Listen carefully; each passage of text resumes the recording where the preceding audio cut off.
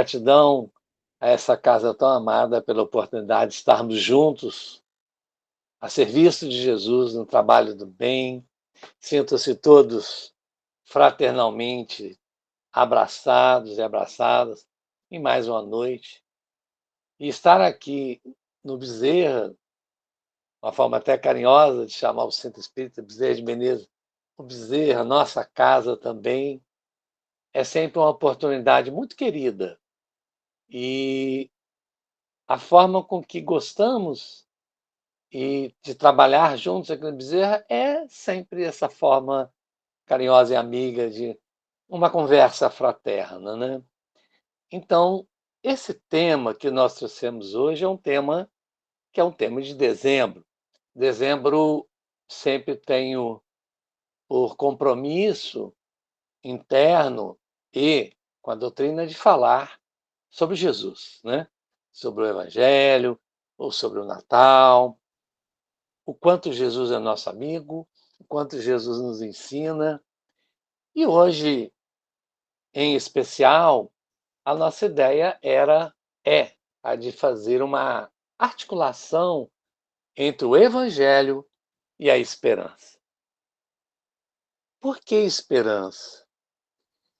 A esperança é, sem dúvida alguma, desses atributos da alma que têm sido mais necessários hoje em dia. A quantidade de desafios, né, que estamos sendo expostos ou conduzidos a enfrentá-los, seja em sociedade, mundialmente falando, seja na vida particular de cada um de nós. Por sinal, eu tenho observado o quanto pessoas próximas têm sido guindadas através de desafios a decisões em suas vidas. A impressão, aí eu vou falar de minha impressão, embora que essa impressão também tenha base no que os espíritos vêm nos contando sobre esse momento de transição planetária. Mas, assim, trazendo para o campo íntimo, para a minha percepção íntima, eu vejo que estamos todos sendo convidados, através das decisões, ou melhor, dos desafios, a decisões, eu diria, qual caminho nós vamos seguir, né? Então, nós temos o caminho aí de trabalharmos, ajudarmos, enfrentarmos os desafios a caminho de um momento, de um planeta em regeneração, de uma humanidade em processo de regeneração, ou então podemos optar por mantermos o nosso equivocado compromisso com os equívocos, né? O que certamente nos levaria, com o tempo, que é o que vem ocorrendo, ao afastamento da própria órbita da Terra, pois essa tem um compromisso, né, com o cosmos, de passar para o estágio de planeta em regeneração, que é o que temos vivido. Mas trazendo para nossas vidas em particular, eu tenho visto que eu diria que eu não conheço ninguém que possa me dizer, olha, está tudo tranquilo, não tem desafio nenhum. Não, eu vejo todo mundo sendo convidado a uma reflexão íntima muito grande, muito forte, mediante a tudo que estamos passando. Então, dentro de vários atributos da alma em condição de espírito que nós podemos assumir, psicamente falando, espiritualmente falando, a esperança, para mim, tem sido a grande norteadora a nos acalmar os ânimos e, inclusive, a sossegar a ansiedade, vamos assim dizer, né? Porque aquele que tem esperança, ele é capaz de dialogar com as ansiedades, com as expectativas e dizer: acalma-te, e vai dar tudo certo. Acalma-te, que o melhor há de vir. E como nós estamos em dezembro, nosso propósito é ver no Evangelho o que ele traz de mensagem de esperança. E eu entendo o Evangelho como um Evangelho de esperança. Então, para começarmos a reflexão, eu queria trazer uma mensagem de Meimei, Nunca Sem Esperança, que fala do valor da esperança. Então, olha o que nos diz Meimei. Se um pranto te encharca a existência, recorre a Deus no exercício do bem e acharás Deus nas entranhas da própria alma a propiciar-te consolo.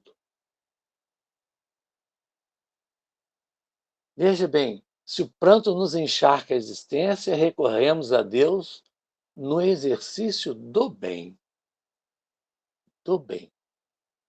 E acharemos Deus nas entranhas da própria alma, a nos consolar.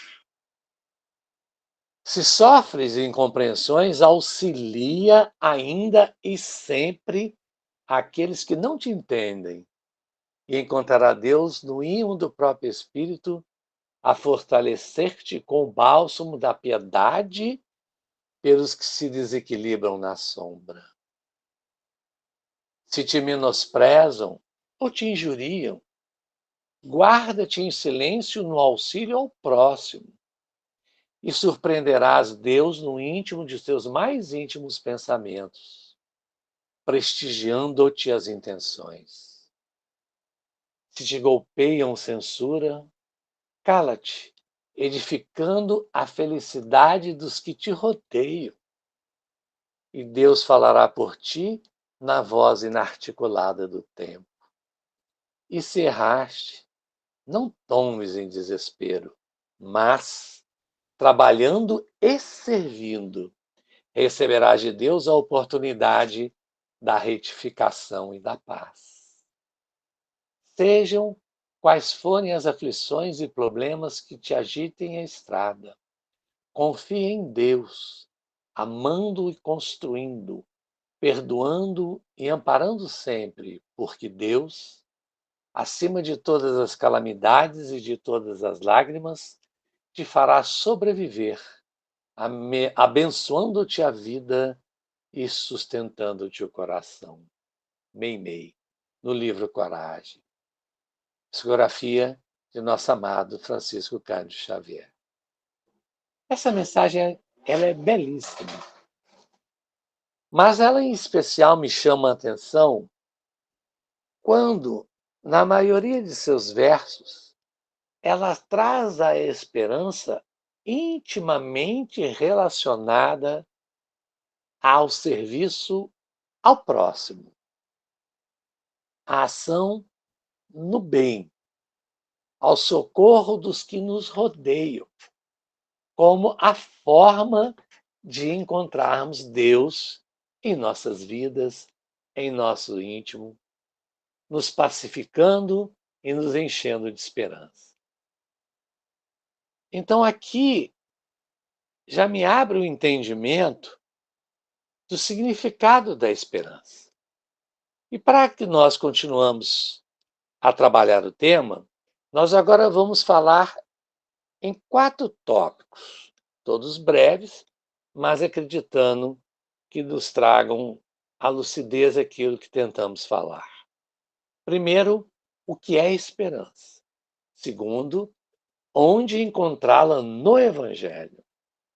Terceiro, como praticar e semear a esperança? E, por fim, uma mensagem final. Então, vamos então falar um pouco do que é esperança, buscando também um esclarecimento na própria psicologia positiva, não que esteja acima da própria Evangelho, mas nós vamos ver aonde está a esperança no Evangelho. Mas na compreensão da ciência humana, ela define hoje esperança como uma crença emocional na possibilidade de resultados positivos relacionados com eventos e circunstâncias de nossa vida. Então, essa primeira definição, que é uma das definições que temos na psicologia, ela faz uma referência a uma crença emocional. É por isso que, por vezes, nós temos a impressão de uma não racionalidade na esperança, por ela ter base na emoção. Então, ela é baseada no sentimento emocional, numa percepção de resultado positivo. Mas, aí é mais mesmo, é um engano acreditarmos que a esperança ela não tem uma relação com a cognição, com o pensamento. Porque a grande irmã da esperança, que eu chamo, é a gratidão. Porque na gratidão, nós temos a percepção dos momentos que passamos e do amparo e de socorro que tivemos, pelo qual expressamos gratidão. Então, quando nós percebemos intimamente, quando nós temos uma história de percepção de todo o amparo divino ou de todo um auxílio através daqueles que nos rodeiam, amigos, família, desconhecidos, toda essa gratidão, ela nos corrobora uma memória em confiança à vida de que ela nos dá recursos para superar desafios. É uma coisa assim, está nas mínimas coisas. Hoje mesmo, por sinal, eu precisando resolver aqui em João Pessoa, eu precisei, na verdade, agilizar um documento lá do Rio de Janeiro, né? E aí eu tomei os contatos legais com a parte cartorial, e aí vem aquele prazo tradicional, né? Não, o senhor manda e-mail, 3 dias para analisar, não sei mais quantos dias preparar, mais quantos dias para mandar. Eu falei, meu Deus, vai dar quase um mês, vai estourar meu prazo. E aí me vem à mente, na mesma hora, a imagem de um amigo que eu tenho no Rio, um grande amigo, Hugo. E me vem na mente o Hugo. Liguei para o Hugo. Hugo, eu preciso que você faça uma coisa para mim aí agora. Aí ele falou, diga. E eu pedi, ele foi no cartório, já mandou, já escaneou, já botou no correio Sedex 10, já fez tudo rapidamente após o almoço dele. E aí eu virei para minha esposa e falei: quem tem um amigo tem um tesouro na vida. E aí eu me lembrei não só da gratidão, como também das oportunidades que eu tive de, graças a Deus, poder ajudar o Hugo. Por que eu estou trazendo isso? Porque é esse sentimento de reciprocidade e de gratidão que alimenta a esperança. Então, aqui vem já uma recomendação prática, que eu costumo muitas vezes trabalhar com os pacientes que estão, vamos dizer, até mais desesperançosos. A gente faz o exercício clássico da gratidão.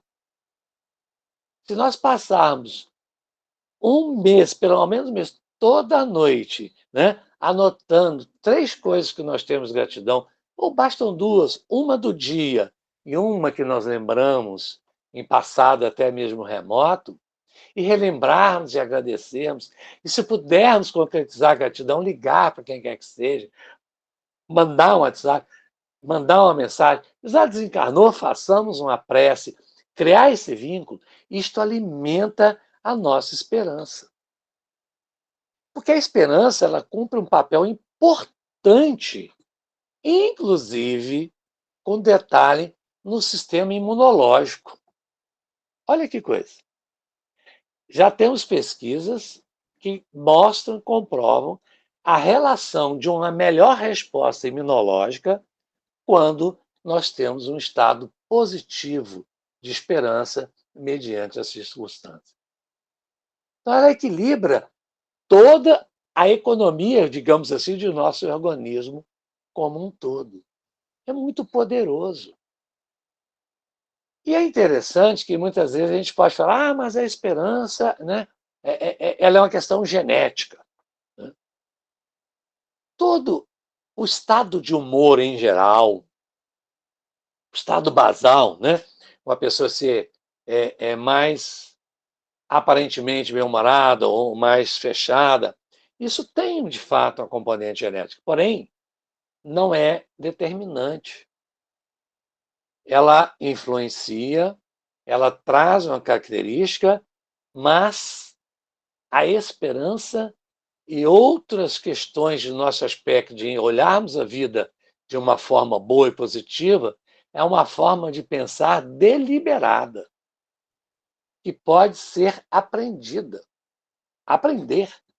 Snyder, que é um dos pesquisadores dessa área, já em 1994, ele já trazia isso em conclusão de suas pesquisas. É uma forma deliberada, é uma forma que a gente aprende. Por isso que nós, no final, vamos falar assim, mas como é que a gente pode, né, vamos dizer assim, praticar a esperança? É claro que a esperança requer aquela perseverança, né? Eu preciso perseverar, acreditar que algo é possível, mesmo quando as circunstâncias me pareçam dizer o contrário. Então, o sentido de crença na esperança nos aproxima muito do significado que atribuímos à fé. Então, o que eu estou querendo dizer aqui? A esperança, muitas das vezes, mesmo diante das circunstâncias, nós temos dificuldade de, diante de um cenário muito difícil, deliberadamente acreditarmos que vai dar tudo certo. Aí a esperança, ela busca força naquilo que nós chamamos fé. Então ela articula neste momento com a fé. Então eu tenho que articular a esperança com a gratidão e articulo a esperança com a fé, na certeza, não é assim, eu acredito, entendeu? Na certeza absoluta do amor divino por todos nós. Na certeza absoluta da misericórdia, da justiça e do amor que se faz perceber através de suas leis que regem o que decorre em nossas vidas. Então, a esperança, ela busca, não é que seja um pêndulo antagônico, né? Ela vai desde a gratidão e reconhecimento de tudo que já nos ocorreu de bom, até a fé, a compreensão e a certeza no amor de Deus por todos nós, independente de tudo que ocorre. E trazendo para a compreensão de nosso Mestre Jesus, daquilo que passa no planeta Terra, é na certeza absoluta de que Deus está, Jesus, nosso Mestre, está no leme do planeta. Né? É o que eu falo, nós estamos no Manaus, Jesus é o timoneiro.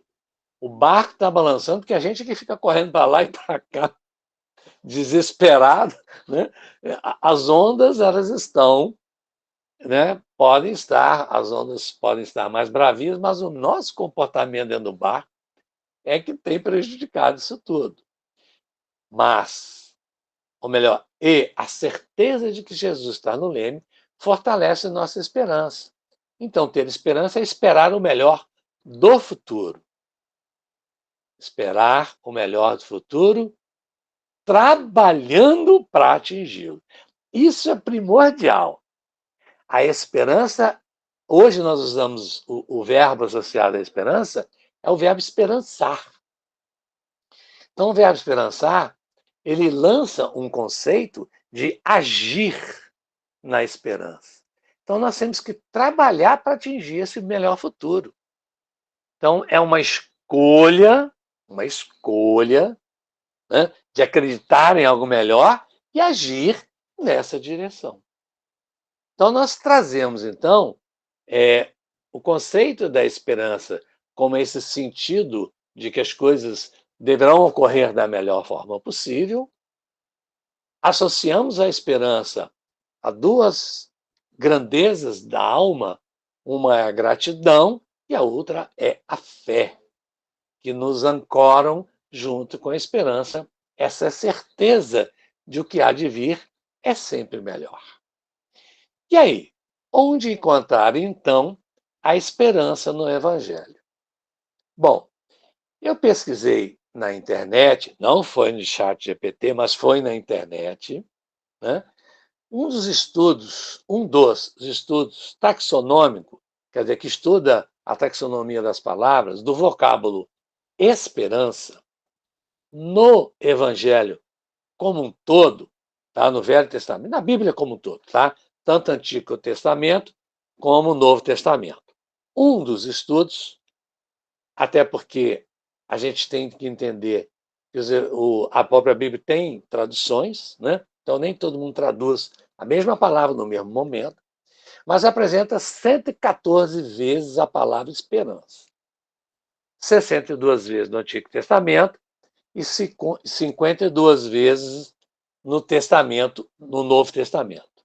Porém, olha só que interessante, nos evangelhos sinóticos, ou seja, nos quatro evangelhos, Mateus, Marcos, Lucas e João, o vocábulo esperança não aparece nas traduções. E isso, no primeiro momento, pode parecer, mas quer dizer, então, que no Evangelho não fala de esperança? Né? Quando a gente vai nesse estudo taxonômico, isso pode chamar a atenção, mas nós temos que entender que as ações falam muito mais do que as palavras. E nós vamos lembrar que o Evangelho, todo o Evangelho, fala de caridade, de amor e de misericórdia.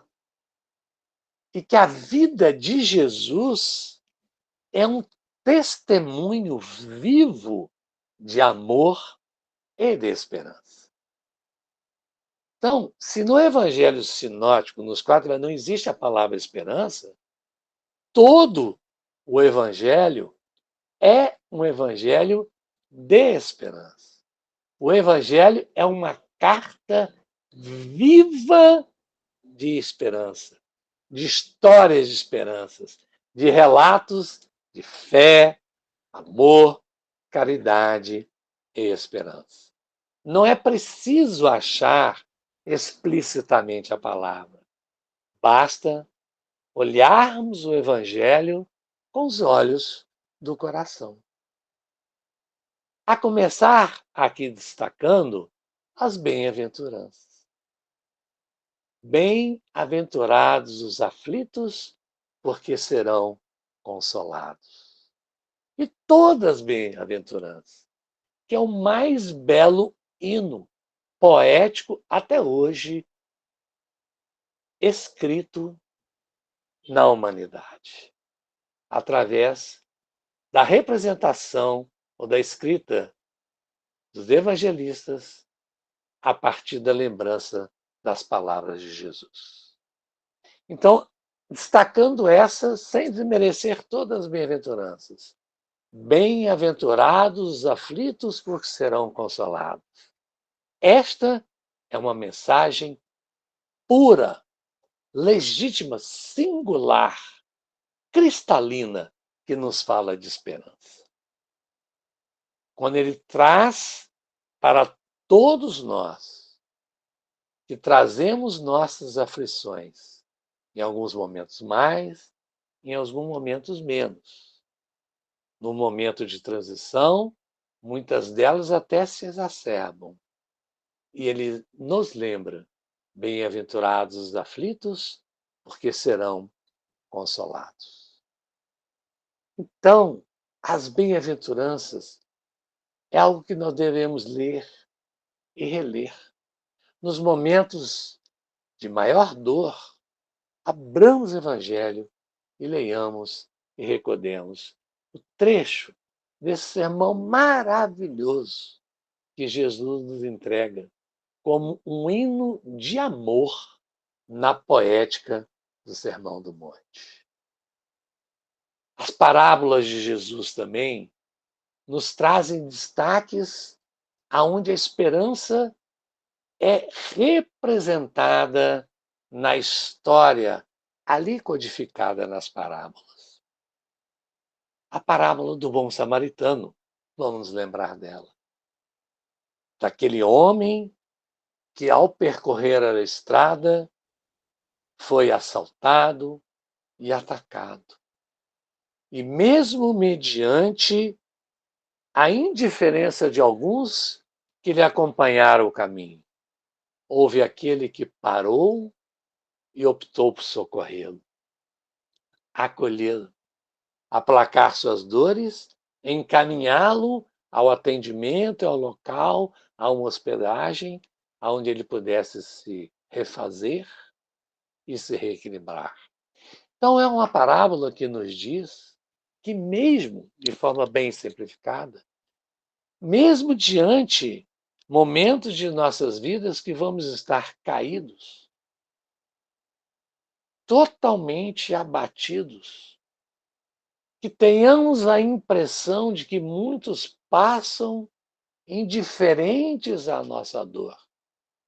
Temos a certeza que haverá um bom samaritano, haverá alguém que irá nos socorrer, que nas mínimas coisas pode ser um amigo aqui na terra, ou pode ser até um desconhecido, como representante de algum amigo espiritual que nos manda o socorro. Quantas vezes em nossas vidas, mediante uma situação, houve uma mão amiga inesperada que vai lá e nos ajuda? Outras tantas, gente, a gente não tem nem percepção, nem sabe que está acontecendo. Mas existe uma interferência divina que não só muitas vezes nos socorre mediante o desafio, e outras tantas nos afasta desafios que nós teríamos dificuldade de suportar. E aqueles desafios eles são afastados, muitas vezes até pelo nosso mérito, na ação do bem. Um desafio que, por vezes, nos traria um aprendizado cujo bem, a prática do bem já nos trouxe em parte. Então, aquilo é revisto, é atenuado, nos é momentaneamente afastado. Ou um desafio que ainda teríamos dificuldade de suportar e que os espíritos afastam, aguardando o nosso fortalecimento espiritual para que possamos superá-los. Né? É como se fosse aquela maratona, nós estamos muito cansados, aí os espíritos não descansam um pouquinho, né? Fica aí, bebe uma água, toma um arzinho, depois levanta e vai correr o caminho que você precisa percorrer. Então, na parábola do bom samaritano, nós vemos um exemplo. Os ensinamentos de Jesus. A passagem que ele diz: Vinde a mim, todos vós estáis cansados e sobrecarregados, e eu vos darei descanso. Está lá em Mateus 11, 28. Os seus ensinamentos que nós podemos lembrar na passagem da mulher hemorroísa, que há muitos anos sofria daquele sangramento, por isso hemorroísa. E que, na fé, na esperança, na certeza de que se encontrasse Jesus, seria curada. E ela, ao saber que Jesus estava passando, se dirige, apesar de sua dificuldade, porque era uma mulher tíbia, estava fraca, perdia sangue constantemente, frequentemente. Certamente, um pensamento meu, um processo já anêmico profundo, que dá fraqueza, que dá cansaço, que dá letargia, ela enfrenta a multidão até tocar as vestes de Jesus. E a passagem belíssima quando ele pergunta: quem me tocou? é que de mim saiu virtude. A virtude que cura aquela mulher, que traz as condições de ser atendida e socorrida através da fé, da esperança que ela trazia em seu coração de que seria curada. Olha a beleza, a fé, a esperança, são aí, elas estão embrincadas, juntas, unidas num único sentimento que nos dá a certeza de que não só Jesus nos ajuda, como Deus nos envia, de alguma forma, os recursos necessários nos movimentos de sofrimento. O Evangelho é um evangelho também de consolo. E o consolo nos dá a esperança. O consolo nos convida à fé. Esta fé que é aonde a esperança se estriba, ela se calca para subir em nossas vidas e em nossos corações. Precisamos da fé para estribar a esperança. E a passagem que aquele pai traz o seu filho, aquele filho que, como se diz, com a influência do daimon. A palavra daimon traz o significado antigo de espírito, que no momento era um espírito infeliz que perturbava o seu filho entre a infância e a juventude, pelo que entendemos a partir do que nos está no Evangelho. Mas aquele espírito perturbava a criança desde a infância pequena. Os apóstolos não conseguiram, digamos, afastar aquele espírito, hoje o entendimento, encaminhar aquele espírito a um entendimento espiritual que ele também precisava. E Jesus, quando pergunta ao pai, aquele pai, se ele tinha fé de que o filho poderia ser curado, se ele acreditava naquilo.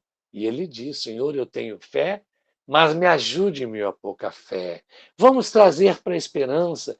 Senhor, eu tenho esperança, mas me ajuda, Senhor, que tem horas que minha esperança fica pequenininha. Mas vamos abrir neste momento o Evangelho. Abramos, vamos ler o Evangelho, como eu me lembro de seu Geraldo Guimarães, quando encarnado, que trabalhamos com ele longos anos lá no Rio de Janeiro, no Grupo Espírita Caminho da Esperança. Ele se dizia: a vida é um hino de esperança. E eu faço daí uma licença poética e digo: o Evangelho é o hino de esperança. O maior hino de esperança que hoje eu consigo ter acesso em minha vida através do estudo. Então, neste momento, Jesus convidava o Pai, a força da esperança, a força da fé, e cura o seu filho, trazendo-lhe consolo em suas vidas. A esperança da misericórdia, da mulher adúltera, que quando próxima de ser apedrejada, e quando aqueles que traziam-na para Jesus, questionando a ele sobre se aquela mulher deveria ou não ser punida conforme a lei vigente, que era uma lei que mandava punir os adúlteros pelo apedrejamento. E quando Jesus olha para aquela mulher, relata-nos os espíritos que ele debruça, ou melhor, ele se estende, ajoelha-se e começa a escrever na areia. Há relato de alguns espíritos que diziam que Jesus escrevia palavras que muitos daqueles que estavam ali ao lendo se identificavam, porque ele trazia palavras que remetia a cada um à reflexão do seu próprio equívoco. Porque eis que ele levanta, quando novamente questionado, e diz: olhem o detalhe, aquele dentre vós que estiver sem pecado, sem erro, sem equívoco, que atire a primeira pedra. aquele dentre vós, porque Jesus não tinha nenhum equívoco. Então ele pergunta aquele dentre vós. E ele traz para aquela mulher a esperança da misericórdia, que apesar do equívoco, ela poderia se redimir naquele momento e fazer uma nova escolha. Então, diante das nossas dificuldades, se ainda trazemos o peso da culpa dos erros que naturalmente trazemos, mas que precisamos nos libertar de uma forma esperançosa e consciente, claro que a lei é de reparação, mas a lei é, acima de tudo, de amor, de despertar de talentos, de despertar para o bem. Por isso que Jesus pergunta à mulher: mulher, onde estão aqueles que te condenam? E quando ele não vê ninguém, ele fala: então vá, porque eu também não te condeno, mas vá e não tornes a pecar. Então, nesse momento, Jesus estende a ela a esperança da misericórdia, mas traz o compromisso em buscarmos acertar. Então, é muito importante quando nós tragamos isso para a nossa vida e entendamos que é preciso ter esperança mesmo diante de nossos equívocos. Vamos transformar, então, a culpa em ação, seja de reparação ou seja de fazer o bem, né? Para ou com aquele que nós prejudicamos ou para com as demais pessoas, que é uma reparação com a nossa consciência. E isto nos traz um fortalecimento enorme de esperança. O Evangelho de Jesus ainda nos fala de esperança, em especial no momento em que ele se entrega à crucificação infame que lhe foi imposta por nós em humanidade. Não pela humanidade toda, mas pela humanidade ali representada, que foi imolar o Cordeiro Divino, assim dizemos, e que submete Jesus a uma crucificação e ele aceita e entrega-se a isso para nos ensinar a esperança na vida espiritual. Quando ele depois retorna e se mostra a todos que a vida continua. Em sua missão, Jesus nos traz a lição de esperança quando nos diz: eu sou a luz do mundo. Quem me segue não andará em trevas, mas terá a luz para a vida. E a luz da vida é a luz que nos leva a praticar e semear a esperança. E como? Como então, olhando esse evangelho, que fica aqui o convite, meus irmãos, em momentos de dificuldade, abramos o evangelho. Que seja um evangelho com todo o esclarecimento que os Espíritos nos trazem no Evangelho segundo o Espiritismo. Que seja o Evangelho na sua grafia representada da época através dos Evangelhos sinóticos dos 4 Evangelhos. Que sejam nos textos elucidativos de Emmanuel, que nos traz obras belíssimas com trechos interpretativos do Evangelho. O Pão Nosso, Vinha de Luz, Fonte Viva, Caminho, Verdade e Vida, e tantas outras obras de Emmanuel que trazem trechos do Evangelho com explicação, para nos semear a esperança. Lembrando, então, que a vida é um hino de esperança. Então, pratiquemos a esperança assim. Faltou esperança, recorremos a Jesus. Recorramos ao Evangelho. A esperança está tíbia, fraca, pratiquemos a esperança ativa, que é uma escolha diária. Esperançar. E muitas vezes, eu diria quase que sempre, quando a esperança ela está fraca em relação aos nossos problemas, sejamos o porto de esperança na dificuldade do próximo. É o que a psicologia positiva nos diz: fazer o bem faz bem. Porque fazer o bem é semear a esperança.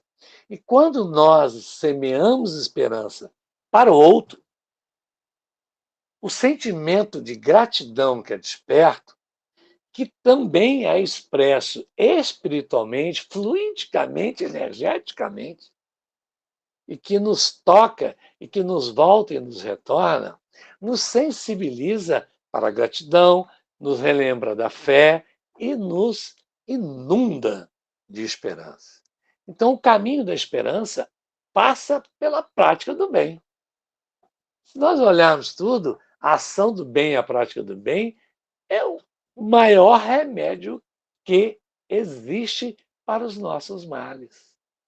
E alimentando as nossas esperanças, nós entendemos que agindo assim, a esperança passa a ser uma forma de vermos a vida, compreendendo que todas as circunstâncias são transitórias e que escolhemos o otimismo como norteador de nossas percepções dos fatos e norteador de nossa conduta.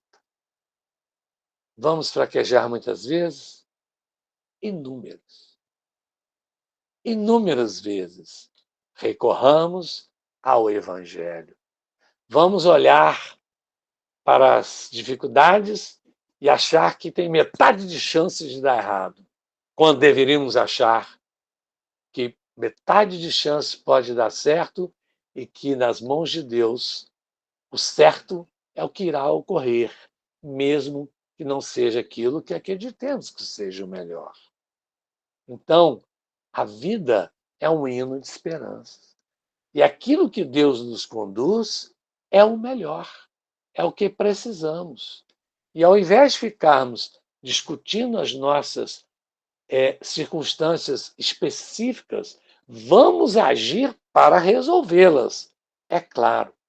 Mas aquelas cuja solução demandam outros aspectos, vamos solicitar a Deus o apoio e não vamos perder tempo. Vamos trabalhar no bem, semeando a esperança ao próximo.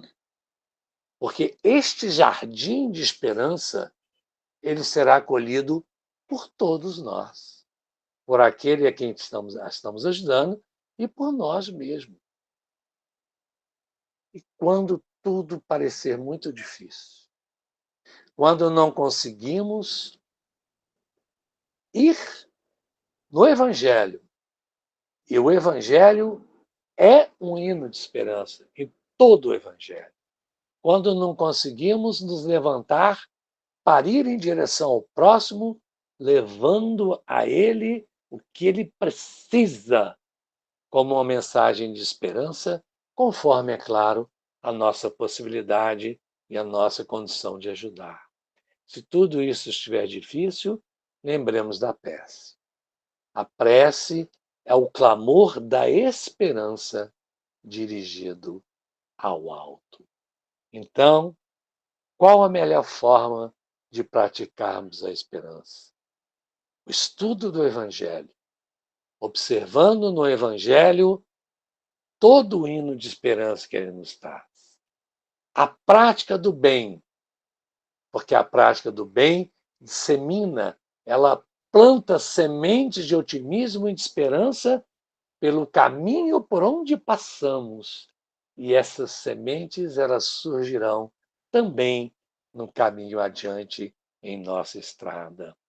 E na prece, na ligação com Deus, com Jesus e com os amigos espirituais, seja na dimensão maior de louvarmos a Deus, seja na dimensão de agradecer a Deus, e seja na dimensão também de pedir, que nos é dado o direito de pedir, mas lembremos que se pedimos, também podemos oferecer a Deus na ação do bem. Para encerrarmos, então, vinha de luz, adiante de vós, mensagem 67. Quando os companheiros, depois da ressurreição, refletiam no futuro, oscilando entre a dúvida e a perplexidade. Eis que um mensageiro do Mestre lhes endereça aviso salutar. Os discípulos estavam desesperançosos, duvidando. Eis que um anjo, um espírito amigo iluminado, aparece e lhes diz: Mas ide dizer a seus discípulos e a Pedro que ele vai adiante de vós para a Galiléia. Dizia aos discípulos que pensavam em rumar em direção ao plantio do Evangelho. Dizia, garantia que Jesus ia adiante nessa caminhada, assegurando que o Senhor marcharia adiante dos amigos, como marcha adiante de nossos caminhos, como marcha adiante do caminho da humanidade, em direção à Galileia, uma Galileia que simbólica, que passa a ser o planeta Terra em regeneração, onde Jesus aguardaria e aguarda os colaboradores amados, a fim de assentarem bases profundas do trabalho do Evangelho no porvir, aonde Jesus nos aguarda, no trabalho do Evangelho. E se para nós, mediante a nossa ainda pequenez, se não um trabalho profundo, mas um trabalho de formiguinha, de sementinha, mas importante, porque toda semente lançada do bem, ela floresce. E ao florescer, essa semente irá semeando cada vez mais no caminho a esperança, a alegria, o otimismo.